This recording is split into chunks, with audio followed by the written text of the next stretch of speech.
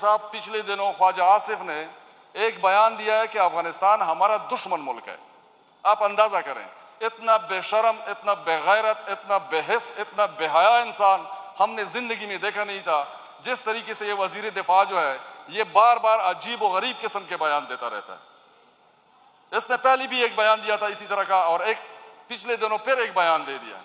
जनाब presiding officer साहब, क्या हम ये कह सकते हैं, क्या हम इसकी जुर्रत रख सकते हैं कि हम इस तरह की बात एक ऐसे पड़ोसी के बारे में करें जो हमारा पड़ोसी मुल्क हो, और हमारा रिवाज, हमारा कल्चर, हमारा सकाफत, हमारा दीन, हमारा अकीदा, सब में हमारी उनके साथ मुमासिलत हो? और हैं कौन? वो भी पश्तून है, यहाँ पे भी पश्तून है।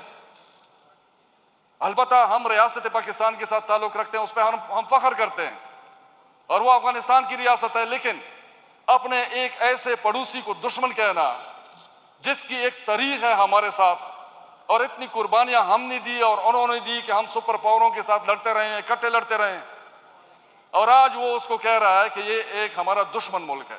जनाब स्पीकर, इन लोगों के साथ कमेटी में बैठ के अमन की बात करना, जिन्होंने 46 साल से इसी जंग को हवा दी है, 46 साल से ये हमारे पीछे पड़े हुए हैं, और हमारी पश्तून जितनी भी कौम है उसकी नस्लकुशी कर रहे हैं। अब इन लोगों के साथ, जिनके मरकजी कैदीन हमारे बारे में क्या कहते हैं कि हम दहशतगर्दी के जो है ना, ये जितनी भी ये हो रहा है, ये सारी दहशतगर्दी हो रही है।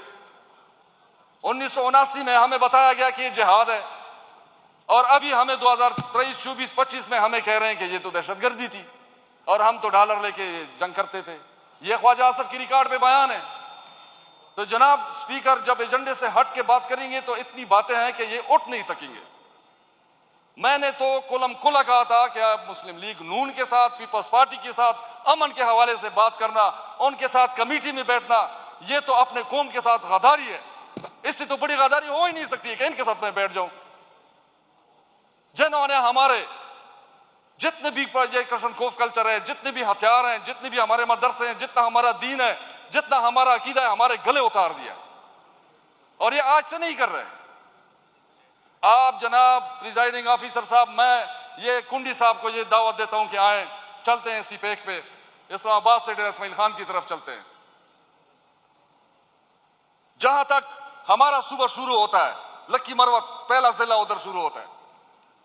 अभी लक्की मरवत में आप जब लक्की मरवत की तरफ देखेंगे, उधर बड़े बड़े घर बने हैं, चरदीवारी बनी हुई है, उनके ऊपर पैरा बना हुआ है, उनके ऊपर कांटेदार भी लगी हुई है। हर घर पे पूरी तरह उन्होंने प्रोटेक्शन के तमाम वसाइल इस्तेमाल किए हैं।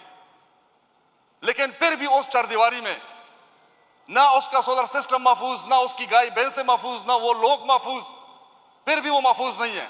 लेकिन आप जब दूसरी तरफ देखेंगे, न चरदीवारी है, न कोई प्रोटेक्शन है, न कोई कांटेदार है, कुछ भी नहीं है। उनकी गाय भैंसे बाहर सहन में, और सहन पे चरदीवारी नहीं है, तब भी वो महफूज है। और बिल्कुल ये कैसे हो सकता है कि इतने खुली जमीन में जो है ना, पता चलता है कि इधर दहशतगर्दी है, इधर अमन है। आप डेरा इस्माइल खान से निकले, जो ही आप पुल क्रॉस करते हैं अमन है, जब आप इस तरफ आते हैं दहशतगर्दी है। और ये लोग हुकूमत कर रहे हैं, और ये लोग हमें बता रहे हैं कि आज अमन कमेटी बनाते हैं, अमन की बात करते हैं। बाबा आप लोग जाएं अपने उधर, जो आपका मुक्तादिर हल्का है, आप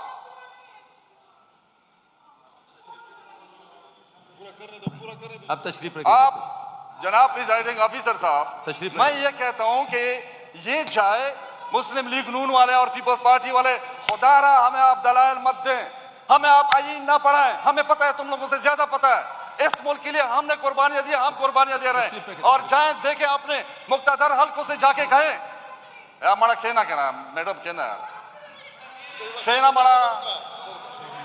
मैं ये कह रहा हूं जनाब प्रिजाइडिंग ऑफिसर साहब, मैं ये कह रहा हूं कि ये जाए पीपल्स पार्टी वाले, नून लीग वाले, जो हमारे साथ सूबाई असेंबली में बैठ के और हमें एक आईन की किताबें दिखाते हैं, हमें एक कानून की किताबें दिखाते हैं, ये उधर जाए। उनका सदर भी उधर इनका है, वजीर आजम भी इनका है, कौमी असेंबली में इन्होंने अपनी आर्टिफिशियल जो मेजॉरिटी बनाई है, सेनेट में बनाई है, उनसे बात करें कि भाई आए, भाई चेक करें, हम कोई गलत बात तो नहीं कर रहे हैं। वरना पाकिस्तान पीपल्स पार्टी और पाकिस्तान मुस्लिम लीग नून, इन लोगों को हमारे सामने अमन के बारे में बात करने का कोई हक ही नहीं है। आप अपने वजीर